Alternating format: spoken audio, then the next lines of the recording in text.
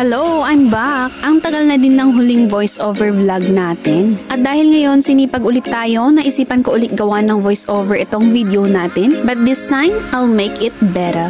Chos. Pasensya na busy lang ang person. Paano ba naman kasi pinagsasabay ko ang lahat? Trabaho, video editing at pagde-decorate ng kung ano-anong event. Charis. Ganun talaga, we are not born with a silver spoon. Kaya kayod lang ng kayod. Andito pala tayo sa Barangay Taman, Banawe, Ifugao kung saan nga gaganapin ang engagement ng ating nag-iisang client sa araw na to. Simple lang ang gusto ni client na backdrop. So we will make it as simple as it is. Nag-send nga si client ng inspo, so we'll make it gaya if we can. Kung kaya. Time check, 12 PM na nung nakarating kami dito. Saktong kainan na. Actually, sinadya talaga namin yon para makikain lang kami. Charot. Pero seryoso, na-appreciate ko talaga yung mga client na mapagbigay ng pagkain kasi mas lalo kaming ginaganahan at mas lalo pa kaming namomotivate.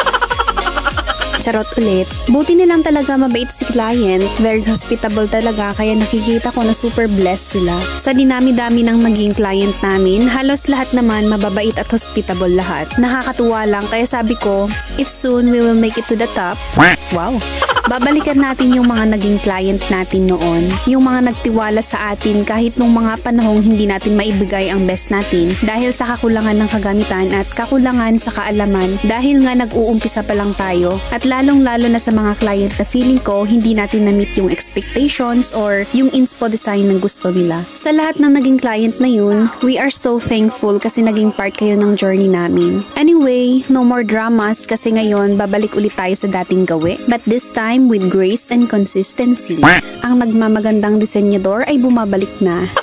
Charis. Alam nyo, ang daming nagtatanong sa akin kung paano daw kami nag-umpisa sa business na to. Well, nung una naman, hindi ko sineryoso to. Nagseryoso lang ako nung may nag-appreciate sa isang setup na ginawa namin. That time, wala pa kaming gamit. Yung isang tita ko, may catering services sila at sakto namang may client sila na naghahanap ng pwedeng gumawa ng backdrop. So ako ang naisip ni tita na gumawa. Although hindi ko naman alam mag-ayos that time kasi walang further training ganun or wala pang experience. Pero dahil nga nagmamagaling ako, at may pasahod daw si client, syempre umoo ako. That time kasi wala akong kapera-pera. At dahil nga wala akong kaalam-alam sa pag-aayos ng backdrop noon, nagtawag ako ng kasama. So ayun, sinama ko ang sister-in-law ko. Though parehas kaming walang alam sa pagdidisenyo, nag-go lang kami for the sake of money. And ayun nga, natapos naman namin. That time napapangitan pa ako sa ginawa namin pero may ibang tao na nakaka-appreciate pa rin kahit papano.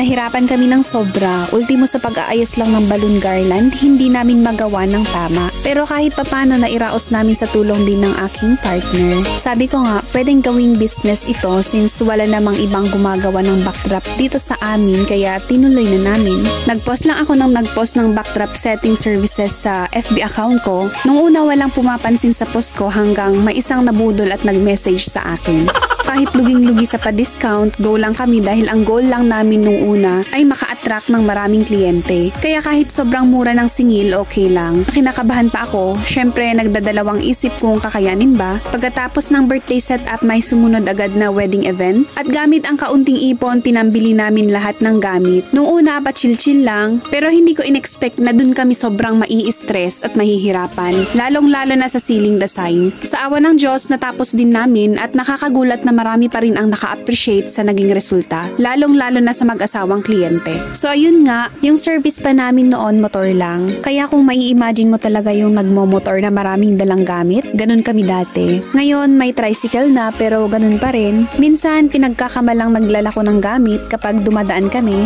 Doon kami nag-umpisa hanggang sa hindi lang birthday setup ang inaayusan namin, kundi pati debut, engagement at wedding. Mga ganon. Ngayon, medyo kulang pa rin sa gamit pero at least surviving and growing pa rin hanggang ngayon. At dahil yun sa tulong ng mga taong nakapaligid, pamilya, kaibigan at mga kliyente na laging sumusuporta sa lahat-lahat. Sa lahat ng yun, maraming napagdaanan na nakaka-stress at nakakapagod pero mas nangingibabaw pa rin sa akin yung feeling na kahit ganun kahirap, kailangang magpatuloy because this life is still beautiful and worth living. Ito lang kasi yung naging passion ko from the beginning till now. Alam nyo ba kung bakit ko nasabing passion? Dahil dito ako nagiging masaya. Napapagod ka physically pero at least dito ka nagiging confident sa sarili mo. Yung hindi mo pagdududahan ang sarili mo at higit sa lahat, lagi kang excited sa ginagawa mo. Sa pagdidisenyo, hindi rin naman perfect lahat ng outcome ng setup. Pero at least kapag ginawa mo ang best mo, very fulfilling sa pakiramdam. You have a good feeling of your own worth, ika nga.